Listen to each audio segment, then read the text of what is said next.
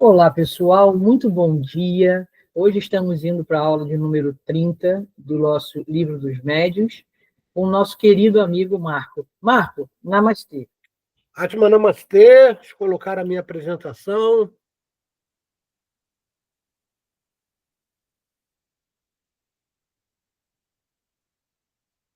Ok, Está todos aparecendo, vendo Marco? minha Está tela? aparecendo. Sim, perfeito. Ok, então. Então, nós estamos indo para o capítulo 24, que fala sobre a identidade dos espíritos, do item 255 ao item 268, ok? Então, vamos lá. A gente começa com uma reflexão do nosso querido Chico Xavier, que diz o seguinte: os médios, quando permitem que a vaidade os domine, interrompem em si mesmo a sintonia com os espíritos benfeitores. Veja como a vaidade, né, filha pródigo, né, junto com o orgulho do egoísmo, como é prejudicial, principalmente para o médium. Só não se afastam deles os espíritos infelizes, que desejam vê-los inutilizados para a tarefa mediúnica. Tenho ainda, Chico falando, né? Tenho ainda hoje medo da vaidade. Repara, Chico Xavier, uma autoridade espiritual, né, com muitas e muitas encarnações louváveis, afirma isso. Ele era muito humilde, né? Ele tem ainda tinha muito medo da vaidade. E quando visito um hospital ou um leprosário, estou também procurando me imunizar contra o personalismo. Por quê, Marco? Porque lá você vê a fragilidade das pessoas, né? Do ser humano, que todos nós estamos passivos, né? Vendo as dores dos outros, compreendemos mais facilmente a nossa fragilidade. Olha aí. A meu ver, pelo menos de 15 em 15 dias, todo médium deveria visitar os irmãos que se isolam com finalidade de tratamento prolongado. E eu estendo isso a casas de idosos ou orfanatos, tá? Onde nós verificamos que há, sim, de uma forma oculta, muito sofrimento, né? Tanto no início da vida, a incerteza, quanto no final da vida, com os idosos, sabendo que, né, muitos ali são abandonados, não recebem visitas e por aí vai. Então, essa dica do Chico Xavier é muito legal, ok? Vamos então para os ensinamentos do nosso querido Kardec sobre a identidade dos espíritos. Esse capítulo 24 do Livro dos Médiuns é um verdadeiro roteiro de orientação para todo trabalhador de mesa mediúnica, todo trabalhador que presta consultas em terreiros de umbanda ou faz trabalhos de apometria, e principalmente para os que assumem a tarefa de doutrinador, tá? Que na realidade são educadores de espíritos necessitados, ok? Vamos ver, então, o que tem no item 255 e no item 256. Depois da obsessão, é uma das maiores dificuldades do espiritismo prático, é você identificar quem é o espírito. A identidade absoluta é uma questão secundária e sem importância real. O que é a identidade absoluta? É o espírito chegar dizendo seu nome, se ele chegar numa mesa ou num determinado trabalho já dizendo eu sou fulano, tá? Desconfie. Tá? A razão e o bom senso que Kardec tinha deve ser estendida a todos os médios. Não é porque é espírito que está falando a verdade, não é porque é espírito que é superior, tá? Isso cabe muito bem, principalmente para terreiros de umbanda, onde às vezes o médium mal preparado, né, acredita porque incorporou um espírito que aquele espírito é superior. Não, o espírito é muito próximo dele, tá? À medida que os espíritos se purificam e se elevam na hierarquia, os caracteres distintivos da sua personalidade se apagam, ou seja, ele não se apresenta com nome, Por muitas vezes o nome que ele assume é o nome de uma falange inteira. Tá? E muita gente pensa que, vamos dizer assim, o espírito, que alguém pergunta, né, ele se apresenta com o nome da falange, que é o próprio. Né? E não é um espírito que trabalha com aquela, vamos dizer assim, falange, e é um dos espíritos que conseguem se apresentar com o mesmo padrão vibracional. Tá certo? Então a gente não pode confundir isso. Né? Isso é comum, por exemplo, no terreiro de Umbanda, o médium, né, consegue fazer a ligação e o espírito incorpora nele de uma falange de tranca-rua. Aí ele pensa que é o tranca-rua, o original. Não, é o nome da falange. Tá? E de qualquer outra incorporação que a gente vê por aí, eles se apresentam com o nome da falange, principalmente os bons espíritos. Tá? Os espíritos trevosos, eles querem dizer que são importantes, né? Você vai ver aqui durante o transcorrer da aula. O nome que tinham na Terra, em uma das milhares existências corporais efêmeras pelas quais passaram, é uma coisa de toda insignificante. Nós tivemos vários nomes, né? Eu já fui João, José, Maria, sei lá, Godofredo. Nós tivemos vários nomes. Então, o nome para o espírito, principalmente o espírito que está desencarnado, ele está isento dessa persona. Tá? Então, ou ele se apresenta não dizendo o seu nome, tá? Que para ele pouco importa, ou se apresenta com o nome de uma falange. Assim é que nossos anjos guardiões, né, se fazem conhecer, o mais frequentemente sob o nome de um santo que veneramos, e geralmente sob o nome daquele pelo qual temos mais simpatia. Marco, o que Kardec está querendo dizer? Por muitas vezes, as pessoas acreditam, e os espíritos superiores, né, que fazem, né, a guarda de uma pessoa, né, que são considerados mentores, anjos da guarda, eles não ligam, né, eles não interferem. A pessoa acredita, não, o meu protetor, meu anjo da guarda é Santo Antônio. Né? E ele acha que é o Santo Antônio mesmo ali, né, que é o guardião dele, né, dele e de mais 6 milhões de pessoas. Né? Então a gente começa a ver que isso é besteira. Tá?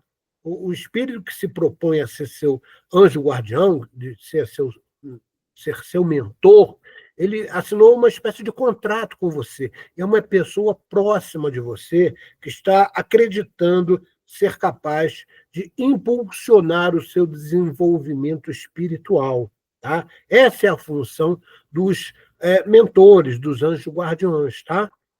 E geralmente sob o nome daquele pelo qual ele tem mais simpatia. Então, um diz que não, o meu mentor é fulano de tal, ou aquele, né? Isso, na realidade, é uma grande besteira. Ele virá ao apelo que lhe é feito, porque é atraído pelo pensamento, e o nome lhe é indiferente. Então, aqui vale a pena a gente diferenciar uma coisa. Quando você está em dificuldade, por exemplo, você chama o mentor. Isso é uma invocação. Chamar para cima, ou seja, chamar alguém que lhe protege, chamar alguém de uma classe superior à sua, é invocar. Quando você evoca, é de um mesmo nível ou mais abaixo. Marco, me dá um exemplo. Por exemplo, quando a gente vai fazer um determinado trabalho de limpeza, e você evoca, por exemplo, os elementais do fogo, as salamandras. Você evoca, você não invoca. Por quê? Porque os elementais estão no reino abaixo do reino nominal.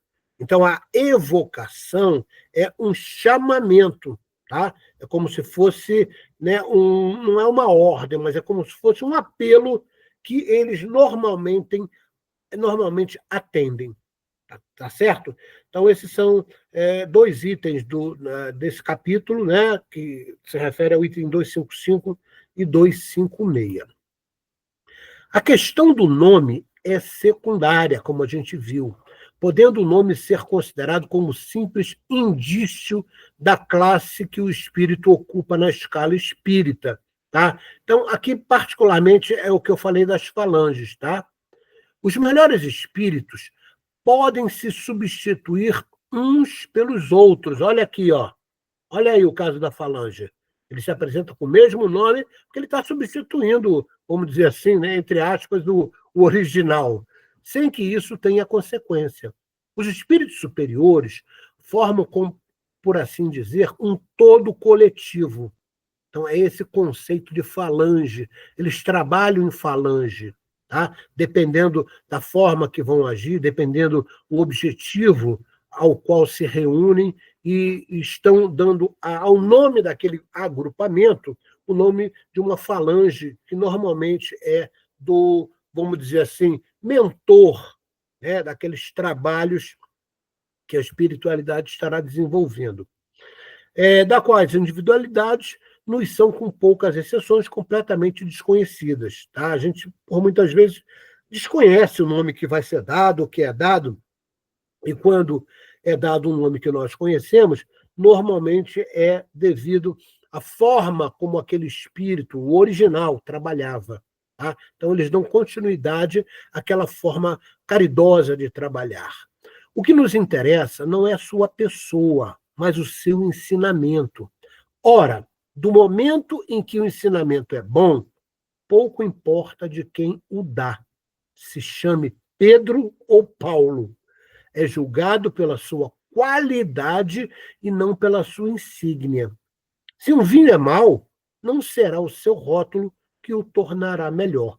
Kardec é sensacional ao fazer essas alegorias, né? Para você entender bem, né, o que ele está querendo dizer. Então, esse foi o item 256.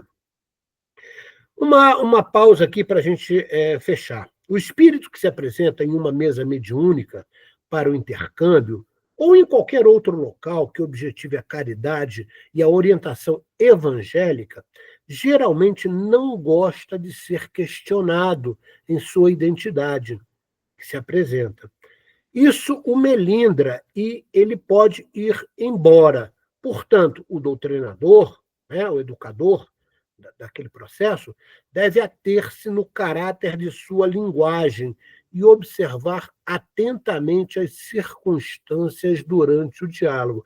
Repara, esse conceito que a gente coloca aqui, né, dele se melindrar, são casos, né, normalmente de espíritos que estão em processo de evolução, tá? Porque os espíritos superiores não se melindram, né, e eles querem ajudar. Mas aí a pessoa fica, mas qual é o seu nome? Qual o seu nome? Qual o seu nome? Aí eles ficam melindrados, tá? Mas não são os espíritos superiores, porque os espíritos superiores jamais se melindram. Mas existe, sim, na escala espiritual, espíritos que estão ali em treinamento, vamos dizer, eu diria que são estagiários, né, da benfeitoria, que eles podem sim se melindrar ainda, porque eles ainda não são espíritos superiores. Tá? Então, o doutrinador, né, quem está dirigindo os trabalhos, deve ter, né, o bom senso e esse discernimento para chamar a atenção até dos médios, não ficar forçando, qual é o seu nome? Eu quero saber o seu nome. Isso não importa. Isso é o que menos importa num trabalho mediúnico. O que importa é a qualidade da informação que ele nos traz. Tá certo? Então, principalmente o doutrinador deve se ater a esse detalhe, tem que estar atento ali a tudo. Julgam-se os espíritos como se julgam os homens, pela sua linguagem. Quando você vai conversar com alguém, esse alguém que você não conhece, começa a falar palavras chulas, um monte de palavrão, você não fica meio, né, achando meio estranho, parece que você não tem muita entrada para poder falar com aquela pessoa, né, ela às vezes arrogante, tal.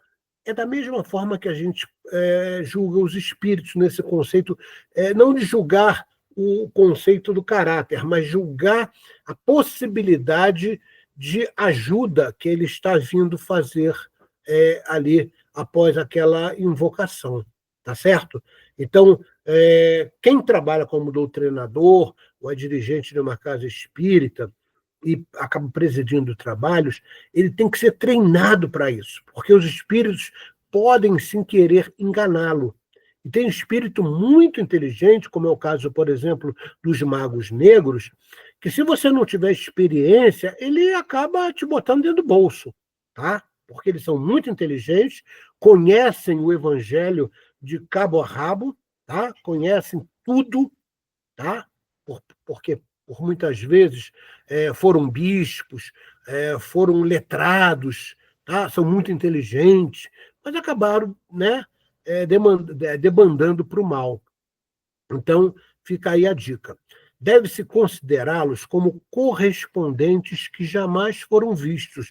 Ou seja, se uma pessoa que você não conhece vem trazer uma mensagem para você, você vai analisar que tipo de mensagem é essa, tá? Você não pode, né, crer fielmente, não, esse cara vai falar a verdade. Não, você tem que escutar, colocar sobre o crivo do bom senso, da lógica, do conhecimento espiritual que você tem, para ver se aquilo é verdade, tá?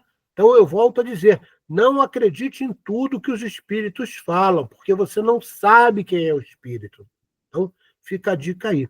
E se perguntar o que pensaria do saber, do caráter de um homem que dissesse ou escrevesse semelhantes coisas, né? Então, como eu falei, a pessoa chega falando palavras de baixo calão, palavrões e palavras chulas, né?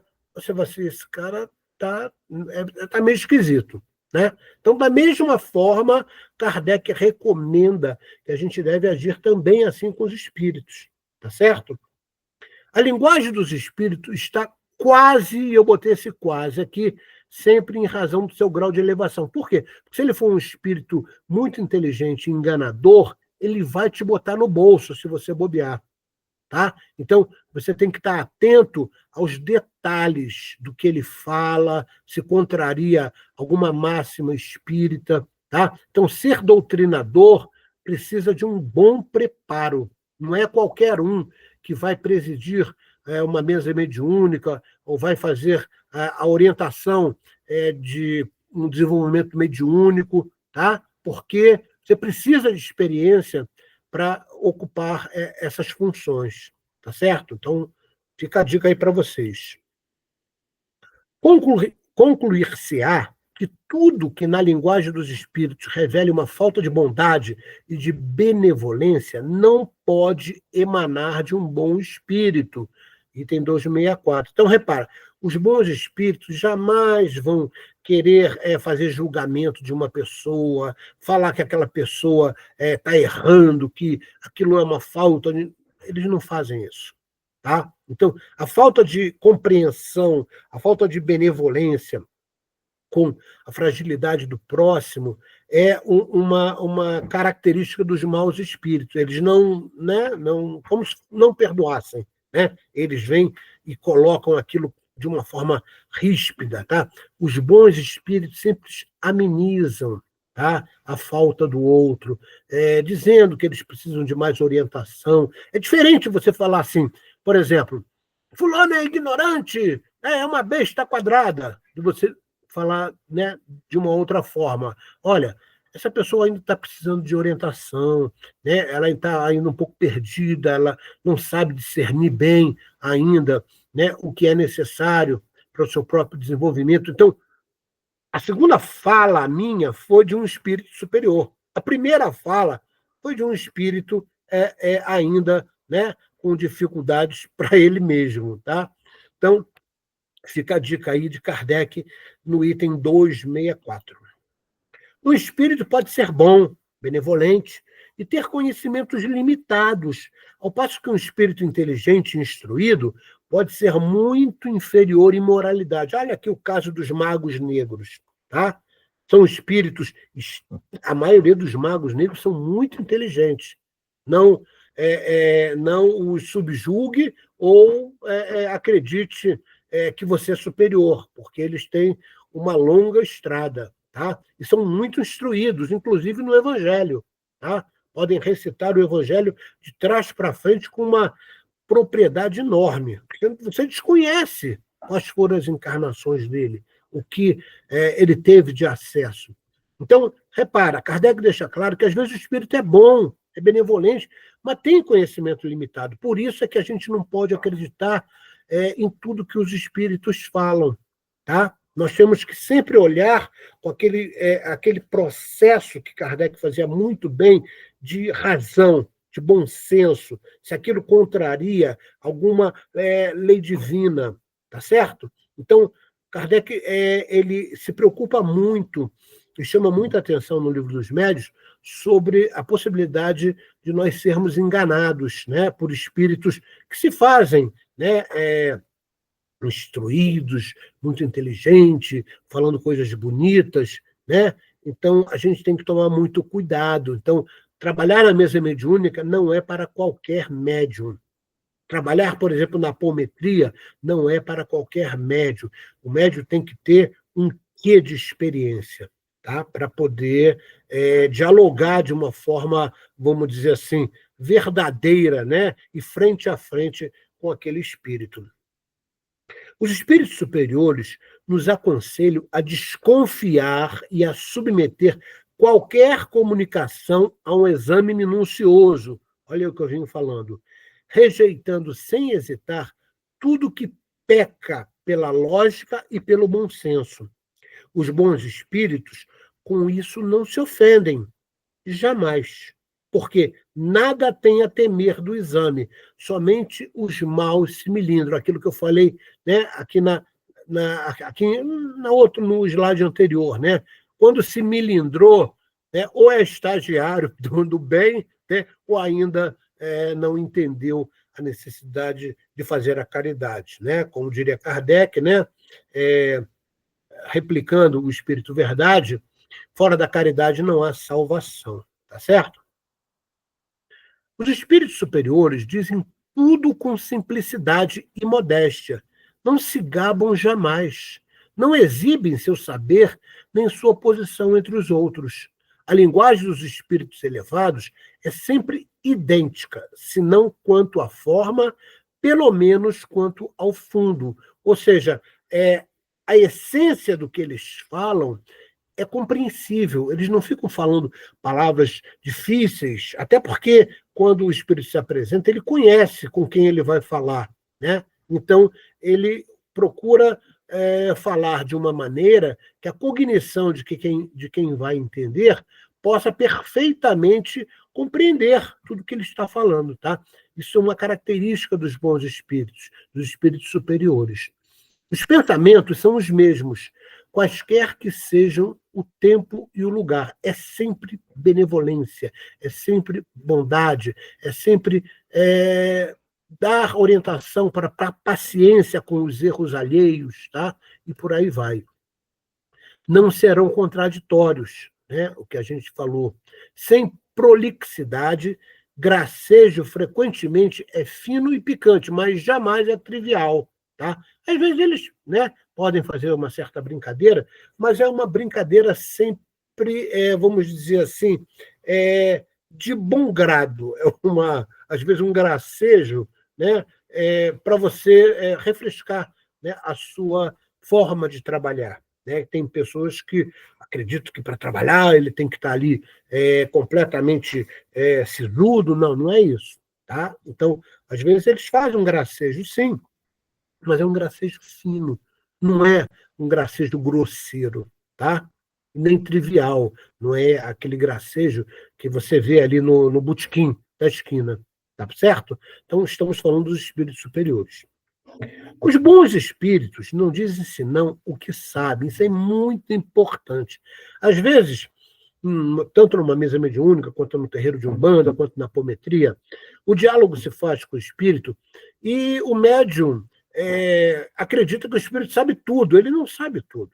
Ele era um encarnado como você, tá? Em algum tempo atrás. Então, ele é também limitado pela sua cognição. Né? É óbvio que ele acaba tendo oportunidades de entender mais sobre a relação da vida do encarnado, porque ele está desencarnado, então ele já passou por aquilo. Tá? Mas ele não sabe tudo. Os espíritos bons, eles calam-se ou confessam sua ignorância sobre o que não sabem. Então, quando o espírito sabe tudo, desconfie.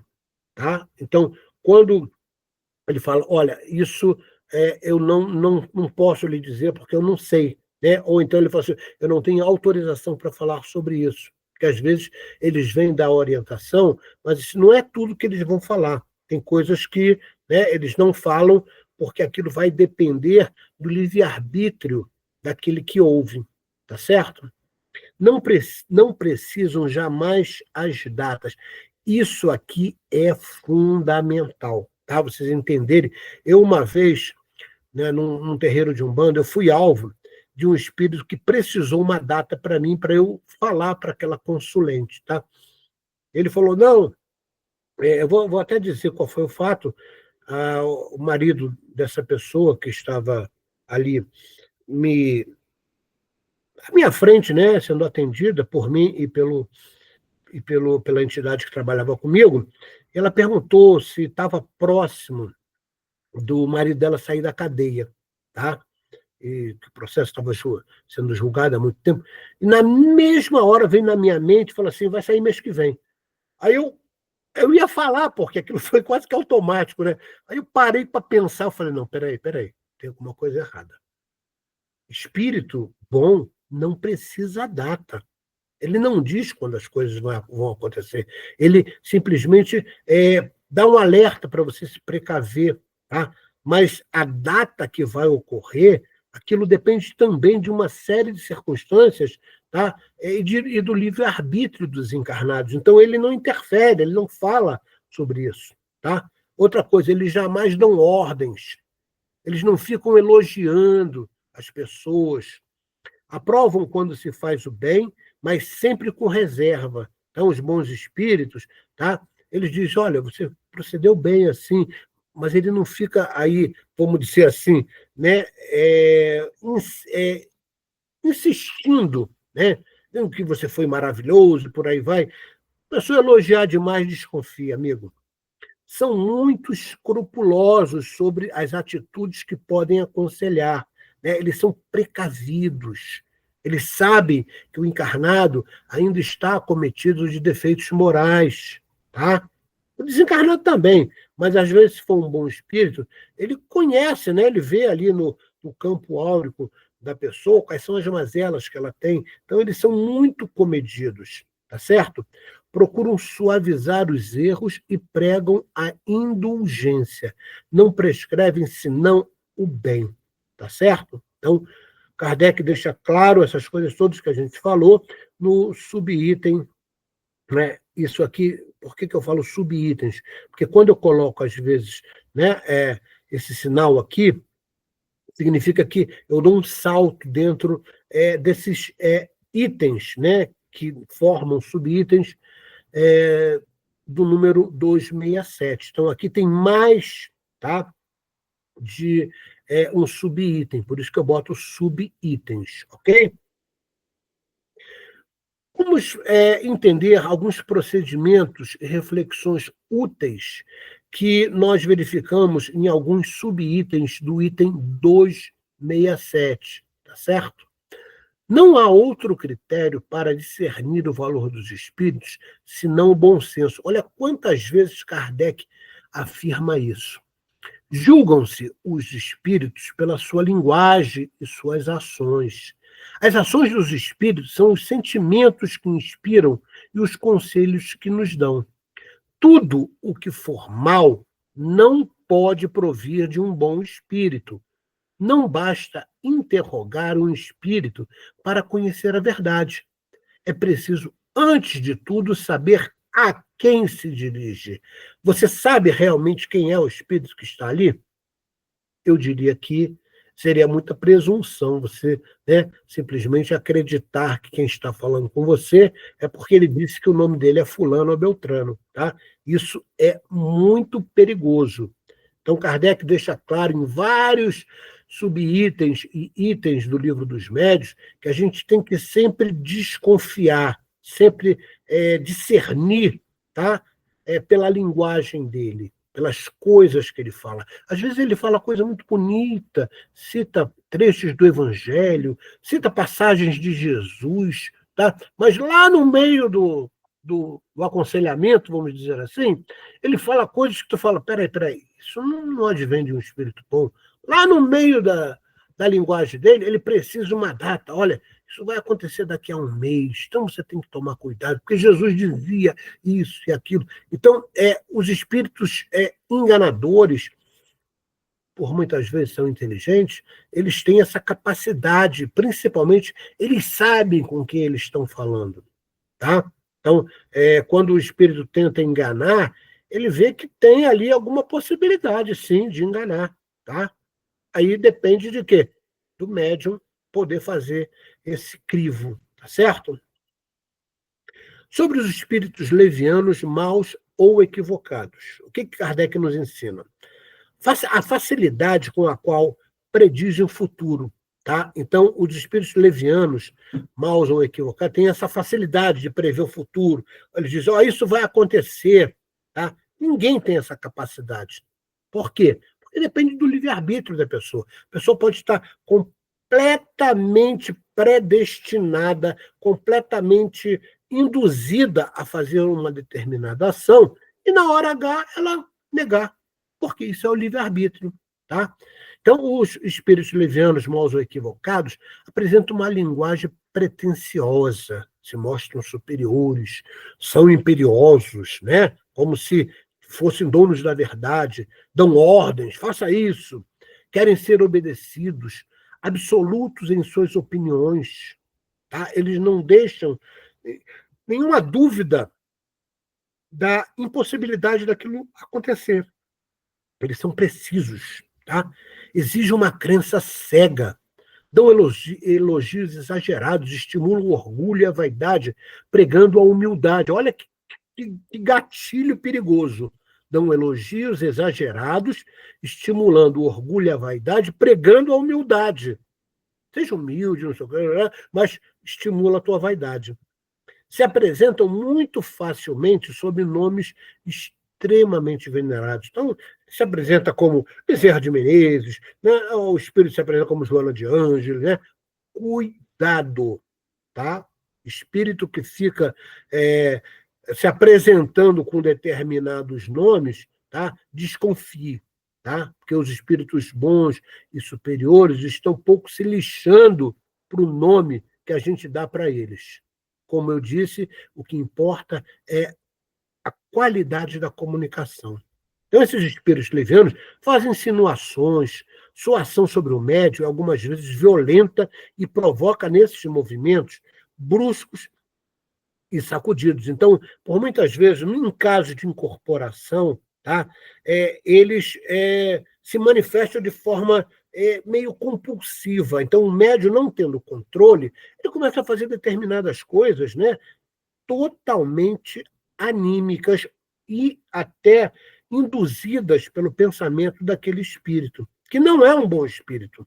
Tá? Porém, se houver afinidade entre o espírito e o médium, ou seja, ambos forem ignorantes, aquilo vai acontecer de uma forma maravilhosa. Tá? Então, muito, muito, muito cuidado. Kardec tem muito bom senso para falar sobre mediunidade. Mediunidade tem que ser educada. Principalmente a mediunidade do século XXI, como diria a dona Maria Modesto Cravo, que é a mediunidade de parceria, de onde eu já falei inúmeras vezes e vou repetir agora. Essa parceria só pode acontecer quando o médium está em plena reforma íntima e estuda constantemente. Caso um dos dois itens que eu citei não esteja acontecendo, tá? A possibilidade de você ser assediado por um espírito trevoso ou leviano é muito grande, tá certo? Quanto mais um espírito é elevado, tanto mais sua irradiação é múltipla. Olha, isso aqui é muito legal. O que acontece? O que é a chamada irradiação múltipla? Ele interfere no campo áurico de todas aquelas pessoas que estão ali perto. Tá? E interferindo no campo áurico, você sabe que o campo áurico é o somatório dos corpos sutis. Tá? da vibração dos corpos sutis. Então, ele interfere no campo áureo e acaba influenciando os pensamentos e as emoções de todos que ele quer fazer isso, tá? Ou então que estão próximos. Então, repara, um espírito superior ele tem uma capacidade absurda, tá? A elevação vibracional dele contamina o ambiente. Tá? É isso que Kardec está nos dizendo. Crede, pois, que um espírito protetor de uma ordem superior pode ter sob sua tutela centenas de encarnados. Olha a afirmação que os espíritos fizeram a Kardec, tá? Centenas de encarnados sob a tutela de um único espírito, tá? Obviamente, de uma ordem superior, tá?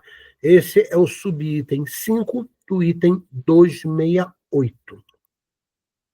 Se sois enganados, não deveis atribuir senão a vós mesmo. Olha o que Kardec fala. Se você está sendo enganado por um espírito, acreditou simplesmente no que ele disse, tal, a culpa é sua, amigo. Tá? Kardec deixa isso claro, porque você não fez o que está escrito no Livro dos Médiuns de várias formas e inúmeras vezes. É colocar sob o crivo da verdade, o crivo do bom senso, o crivo da razoabilidade, daquela coisa. É razoável? Está dentro dos ensinamentos da doutrina? Tá? Então, nós somos responsáveis, sim, quando somos enganados. Deus permite que seja assim para provar vossa perseverança e vosso julgamento, e vos ensinar a distinguir a verdade do erro. Se não o fazeis, é que não estáis bastante elevado e tendes necessidade de lições da experiência. Olha o que Kardec está afirmando no subitem 9 do item 268. Então, a educação evangélica do médium, o estudo, a pesquisa, é fundamental para o trabalho. Por isso, Dona Maria Modesto Cravo, como eu já repeti, fala da necessidade da mediunidade de parceria. Não é mais aquela coisa de dizer que o médium é cavalo, que ele é instrumento. Acabou. Isso não tem mais. Médium que diz assim, eu não sei o que aconteceu, está mentindo. O número de médiuns inconscientes, encarnados no planeta, é mínimo, mínimo, mínimo, mínimo. Tá certo? Os médiuns hoje, todos têm responsabilidade por aquilo que falam, por aquilo que pensam, por aquilo que sai da sua boca, pela orientação que ele passa a terceiro. Tá? Isso é parceria. E, como eu falei, parceria só se faz quando o médium está em plena reforma íntima e está estudando constantemente. Há espíritos bons, mas ignorantes, e que podem se enganar de boa fé. Puxa, olha que coisa interessante.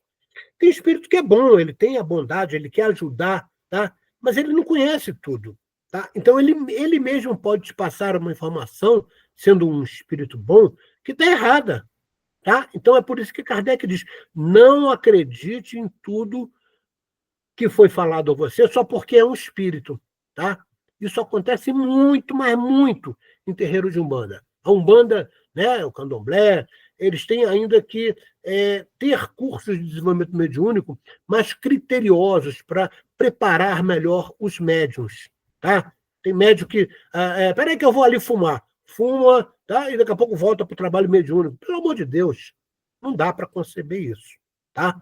Médium que realmente é médium e tem consciência da responsabilidade sua, né, ele se isenta, pelo menos por 48 horas, do fumo, do álcool, do sexo e inúmeras outras coisas que podem macular, tá, a possibilidade de intercâmbio entre os fluidos do encarnado com o desencarnado.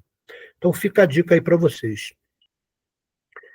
Aí vem uma pergunta que eu achei interessante colocar. Por que Deus permite que os maus espíritos se comuniquem e digam coisas mais? Né? Alguém podia questionar. Isso é o subitem 16 do item 268. E aí vem a resposta. Mesmo naquilo que é pior, há ensinamento. Compete a vós retirá-lo. Retirar a mentira, né? Retirar o que é engodo. É preciso que haja comunicação de todas as espécies para vos ensinar a distinguir os bons espíritos dos maus. Então, olha como a espiritualidade superior é sábia. Eles não podem tutelar o tempo todo, né, aqueles que se predispõem ao trabalho mediúnico. Eles têm que passar a responsabilidade também para o médium. Isso é uma forma, né, de mostrar que o médium tem que ter responsabilidade naquilo que acredita, naquilo que não acredita, naquilo que desconfia, o que vai sair da sua boca, a orientação que ele recebeu. Tá? Eu te digo aqui, né, de experiência, quando eu estou montando, por exemplo, material didático, às vezes me vem ideias mirabolantes, que eu falo, daqui a pouco eu paro para pensar, falei, não, peraí, deixa eu pensar aqui sobre isso. Tá? Eu tenho que refletir sobre aquela comunicação que chegou à minha mente. Tá? Isso tem bom senso. Se eu desconfiar ou não tiver certeza, eu não falo, eu não dou publicidade para aquilo que me chegou. E quando eu não tenho certeza absoluta, vocês já devem ter reparado, eu digo que isso é uma hipótese, é uma probabilidade. Olha, eu acredito, tá, que seja desta forma, mas eu não afirmo. Tá? Estou dando o meu exemplo para vocês entenderem como é perigoso você acreditar em tudo que chega, tá, a você, só porque foi falado por um espírito.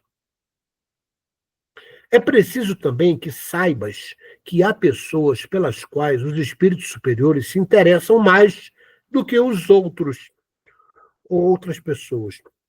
E quando julgam necessário, sabem preservá-las do prejuízo da mentira. Os bons espíritos se interessam por aqueles que aproveitam seus conselhos e trabalham seriamente. Então, repara, isso é o conceito de afinidade. Tá? Eu nunca poderia tentar definir um melhor conceito de afinidade do que esse que Kardec nos traz nos subitens 19 e 20 do item 268. Tá?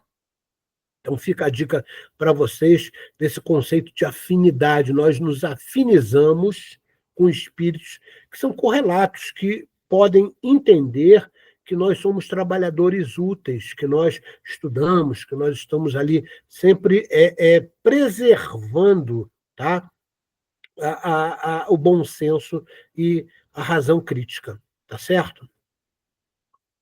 Outra pergunta que é bastante interessante, eu coloquei a pergunta aqui também no subitem 21 do item 268. Por que Deus permite aos espíritos cometerem o sacrilégio de tomarem falsamente nomes veneráveis? Tem um espírito na mesa mediúnica, né? E o centro espírita, às vezes, acredita que, porque ele é um centro espírita, ele não vai ser assediado. Tá? Isso é quase que uma fascinação. Tá? Então, dirigentes que acreditam, não, aqui o espírito trevoso não tem acesso, tá? Ele está sendo quase que fascinado. Tá? Então, muito cuidado com essas certezas absolutas. Não, o espírito superior é que vem aqui, só os espíritos bons é que vem aqui pela nossa capacidade vibracional. Isso é engodo. Tá? Kardec deixa isso muito claro. Tá? Quando a gente fala da Sociedade Parisiense, já no final do curso, vocês vão ver, né, como Kardec cria, vamos dizer assim, uma cultura para fazer com que, principalmente os dirigentes espirituais, né, dirigentes espíritas, não sejam enganados. Tá? Lá, quando ele fala sobre a Sociedade Parisiense, ele dá boas dicas, que a gente vai chegar lá mais no futuro. Aí vem a resposta. Poderias perguntar também por que Deus permite aos homens mentirem e blasfemarem. Os espíritos, assim como os homens, têm seu livre-arbítrio no bem como no mal. Mas nem a uns, nem a outros, a justiça de Deus faltará. Os homens não mentem, não blasfemam, os espíritos também. Tá? Então, Kardec deixa isso claro. Os espíritos superiores não têm outros sinais para se fazerem reconhecer, senão a superioridade de suas ideias e sua linguagem. Tá? Estamos aí falando isso desde o início da aula, tá? E a gente repete, porque Kardec repete isso. Né? Lembre-se que o processo educacional é um processo de cumulação, ou seja, é cumulativo. Quanto mais você repete, mais a sua mente fixa aquele conhecimento, principalmente quando ele é muito importante. Então, Kardec faz isso o tempo todo no Livro dos Médiuns, tá? Os espíritos enganadores imitam o pensamento, como os cenógrafos imitam a natureza. Eu achei essa passagem muito bacana. Né? Imagina um cenógrafo, né? O cara vai fazer uma cena lá para um determinado filme, aí ele pega ali, manda pintar ou botar uma foto, né, da natureza. Tá? E Kardec diz que é exatamente isso que os espíritos enganadores fazem. Ele imita o pensamento, eles repetem igual papagaio determinadas coisas bonitas, mas não passam de cenógrafos, tá? Criando uma cena para que você possa estar envolvido e acreditando naquilo. Ok? Os espíritos não enganam senão aqueles que se deixam enganar. Olha aí, ó, Kardec novamente chamando a atenção para isso. Muito cuidado, não é porque é espírito que você tem que acreditar nele. Coloque sempre o bom senso e o crivo das suas informações que você obteve estudando para analisar se aquilo é verdadeiro, para que você possa divulgar. Tá? Isso, novamente, é o subitem 25 do item 268. Estamos encerrando já, tá? Esse é o último slide. Os espíritos enganadores sabem bem a quem se dirigir. Repara o seguinte, você sabe que quando, seja numa mesa mediúnica, na apometria, qualquer trabalho mediúnico, né, quando o espírito se apresenta, ele, antes de se apresentar, não pensa que ele passou assim, na porta e falou, vou entrar aqui para conversar com esse povo aqui. Não, não é assim. Eles estudam você.